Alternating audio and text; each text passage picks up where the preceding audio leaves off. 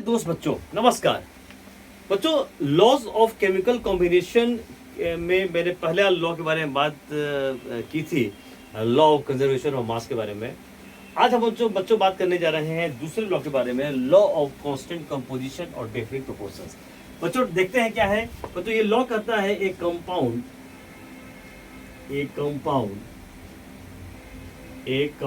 Has constant composition. A compound has constant composition. A compound has constant composition and it does not depend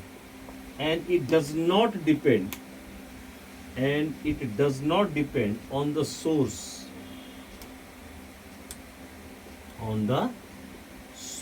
from which it has been obtained। तो कह रहा है कि compound में जो भी elements हैं और जो उनका मास का अनुपात है वो फिक्स है। यही कहता है कंपाउंड का कांस्टेंट कंपोजिशन, जिससे वो बना है उसके मास का अनुपात बिल्कुल फिक्स होगा और इस बात पर डिपेंड नहीं करेगा कि वो कंपाउंड आया कहाँ से है, उसका सोर्स क्या है। बच्चों एग्जाम्पल देता हूँ, तुरंत समझ आ जाएगा। बच्चों जैसे मान लो कि मैंने कहा जैसे वाटर है, तो वाटर के बहुत सारे हो सकते हैं source. Water can be obtained from so many sources. Water can be obtained from so many sources, various sources, from different sources,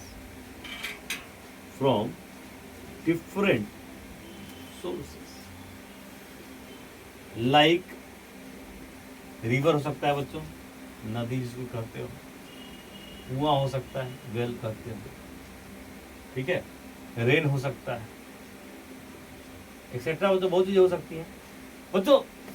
but in water can be obtained from so many sources. But बच्चों in water अगर हम बात करें बच्चों, मैं यहाँ दिखाता हूँ बच्चों अलग से। इन वाटर आप ध्यान से बच्चों देखो, इन वाटर जो पानी है बच्चों, अगर हम बात करें H2O के बारे में, देखो 2 × 1 ये 2 ग्राम होगा बच्चों, और ये कितना हो जाएगा 16 ग्राम होगा। तो 1 ग्राम के लिए कितना हो जाएगा 8 ग्राम हो जाएगा। अब बच्चों वाटर कहीं से लो, HNO का जो मास का अनुपात है वो क्या रहेगा, फिक्स रहेगा 1 ग्राम बाई 8, मतलब 1:8 रहेगा। इन H2O mass of hydrogen, in H2O mass of hydrogen by हो जाएगा मास ऑफ ऑक्सीजन।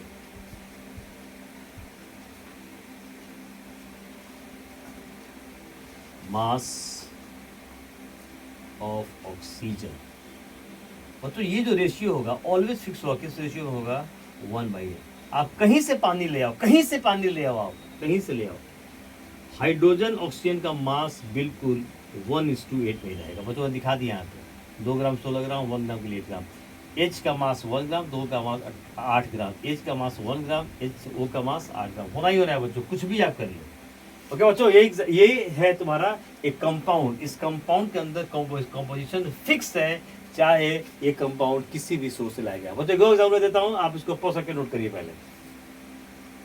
बच्चों को एग्जाम्पल, जैसे मान लो बच्चों कि CaCO3 को मैंने हीट किया, ठीक है, ये साइन है। बच्चों ये बन जाएगा CaO प्लस बन जाएगा CO2। बच्चों एक सोर्स CO2 को पाने के लिए कैल्शियम कार्बोनेट को मैंने हीट किया। एक और वजह हो सकता है कार्बन का ऑक्सीडेशन, अगर C का रिएक्शन O2 से करा दिया जाए तो भी CO2 मिल सकता है। अब बच्चों देखो 2 सोर्सेज है CO2 का, लेकिन कोई भी जो सोर्स ले जाए CnO2 जो मास का अनुपात फिक्स होगा, ये कार्बन हो जाएगा 12 ग्राम, 2 × 16 ग्राम 32 ग्राम। बच्चों कार्बन का मास, तो मास ऑफ कार्बन बाई हो जाएगा मास ऑफ ऑक्सीजन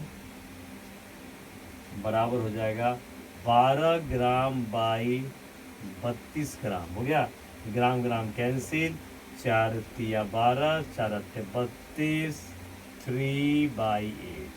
बच्चों देख लो जरा, यही अनुपात होगा कार्बन ऑक्सीजन का। CO2 कहीं से ले लो आप, बट कार्बन ऑक्सीजन का जो मास का अनुपात होगा हमेशा 3:8 में होगा।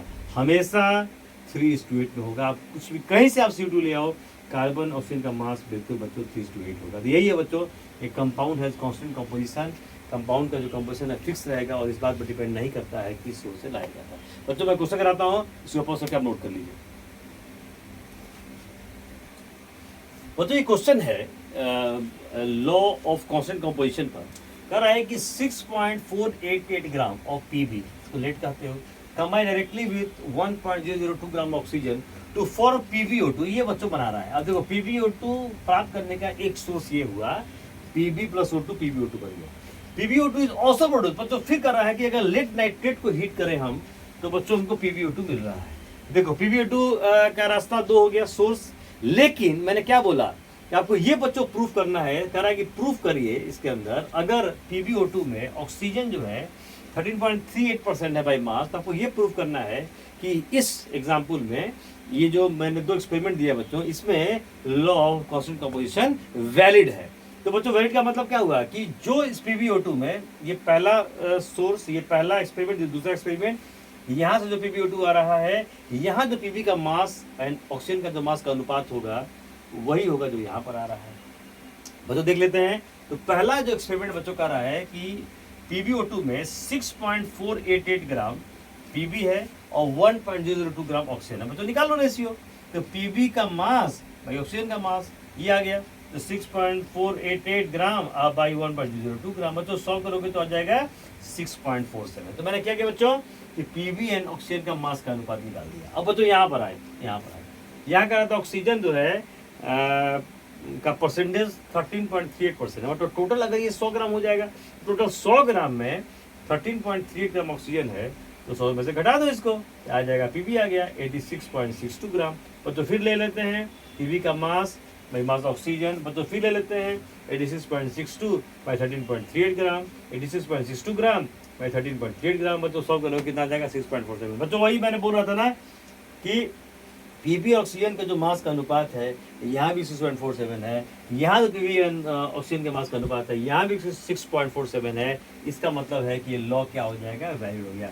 बच्चों तो लिख लें, दिस में यहाँ लिख लोगे, this means that this law, this यहाँ लिख दो बच्चों, this means that it is clear that it is clear that law of constant composition is true। Okay बच्चों, पॉज करके को क्वेश्चन बना देता हूं, आइए नोट करिए। बच्चों ये बहुत शानदार क्वेश्चन मैं दे रहा हूँ। अगर इस क्वेश्चन को आपने सॉल्व कर लिया पॉज करके तो आप समझिए कि आपने जीत ली बाजी। बच्चों इसको नोट करो, इसको पहले नोट करो और कोशिश करो सॉल्व करने की, फिर मैं बताता हूँ इसको। बच्चों मैं बना रहा हूँ इस क्वेश्चन को। बच्चों क्वेश्चन कर रहा था कॉपर ऑक्साइड, देखो CuO बच्चों इसके 3 केसेस हैं। कैसे मिल रहा है, 3 तरह से बच्चों मिला। पहला है कि कॉपर को, देखो बच्चों क्या कर रहा है कि जो मेटल का दैट इज कॉपर, तो कॉपर को डिसॉल्व किया गया नाइट्रिक एसिड में, तो बच्चों ये बना कॉपर नाइट्रेट। इसको हीट किया गया तो CO बन गया। बच्चों इस CO में 2.19 ग्राम CuO है और 1.75 ग्राम आप देख रहे हो बच्चों ये कॉपर है। तो जो कितना आसान है, कॉपर जो यहाँ है वही यहाँ पर भी होगा। तो कॉपर 1.75 ग्राम लेके इसके अंदर गया और टोटल वेट इसका कर रहा है 2.19 ग्राम। बच्चों तो 2.19 ग्राम में से अगर कॉपर का वेट घटा देंगे तो किसका वेट निकल जाएगा, ऑक्सीजन का। तो देखो कॉपर का वेट 1.75 ग्राम और 2.19 माइनस 1.75 ग्राम कितना आ जाएगा 0.44, कितना 0.44 ग्राम। ये बच्चों आ जाएगा, ये कॉपर का वेट आ जाएगा, ये आ गया ऑक्सीजन का वेट आ जाएगा। बच्चों निकाल दिए तो कॉपर का मास बाई ऑक्सीजन का मास आ जाएगा 1.75 ग्राम बाई 0.44 ग्राम। बच्चों ये रेशियो निकाल लो 3.97। मुझे प्रूफ क्या करना है, मुझे प्रूफ करना है कि जो 3 एक्सपेरिमेंट्स हैं और जो CO मिल रहे हैं 3 सोर्सेज से जो CO हमको मिल रहे हैं, तो कॉपर एंड ऑक्सीजन का जो मास का अनुपात है वो बिल्कुल फिक्स होगा। और जो सेकंड कर रहा है क्या, in the second case 1.14 gram of metal dissolve in nitric acid, ठीक है, was precipitated as copper hydroxide by adding NaOH। बच्चों इन दोनों से रिलेशन करा के ये निकाला गया। सिंपल सा बता रहा हूँ, copper react with this and in the presence of this it forms copper hydroxide. ये बच्चों मिल गया। फिर इसको हीट किया गया तो CO मिला। कितना CO मिला, 1.43 ग्राम। कितना मिला, 1.43 ग्राम मिला। तो कितना CO था, 1.14 ग्राम। अगेन 1.43 ग्राम में से 1.14 ग्राम अगर घटा दें हम, अगर बच्चों हम घटा दें तो ऑक्सीजन का वेट मिल जाएगा। तो देखो कॉपर कितना 1.14 ग्राम, ऑक्सीजन कितना 0.2, कैसे 0.29 आया 1.43 माइनस 1.14, तो ऑक्सीजन का वेट मास निकल गया। और फिर से देखो कॉपर का मास में ऑक्सीजन का मास आ गया बच्चों 1.14 gram by 0.29 gram, again solve करने पर 3.93। और जो थर्ड जो है उसमें क्या कर रहा है, थर्ड एक्सपेरिमेंट में कर रहा है कि CO का कराया गया ऑक्सीडेशन। देखो in the third case 1.45 gram 1.45 gram of copper heated in a current oxygen, it forms we get CO 1.83 ग्राम। तो 1.83 में से 1.45 ग्राम घटा देंगे तो O का वेट निकल जाएगा, O का मास निकल जाएगा। तो 1.4 gram copper 0.38 gram oxygen, again बच्चों निकाल दिए कॉपर का मास ऑक्सीजन का मास बराबर 1.45 ग्राम बाई 0.3 ग्राम, बच्चों कितना आ गया 3.81 आ गया। लगभग बच्चों आप देख रहे हो लगभग ये वैल्यूज क्या है बराबर है, इसका मतलब है बच्चों चूंकि लगभग ये वैल्यूज बराबर हैं तो अब ये कह सकते हैं कि law of constant composition is true. बच्चों सिंपल है, बहुत आसान है, खाली बस क्वेश्चन देखने में इतना लंबा चौड़ा लगा। आपको ये करना था, ये डिफरेंट सोर्सेस हमको मिल रहा था और जितने सोर्सेस से मिल रहा था हमको इस कॉपर एंड ऑक्सीजन का मास का अनुपात निकालना था। इन तीनों केसेस हम देख रहे हैं कि कॉपर का मास एंड ऑक्सीजन का मास बिल्कुल फिक्स है। ये जो मास का अनुपात है बच्चों, कॉपर एंड ऑक्सीजन के मास का जो अनुपात है बिल्कुल फिक्स है, इसलिए हम कह सकते हैं कि law of constant composition is true. अगर बच्चों पॉज करके नोट कर लीजिए और बहुत बहुत धन्यवाद।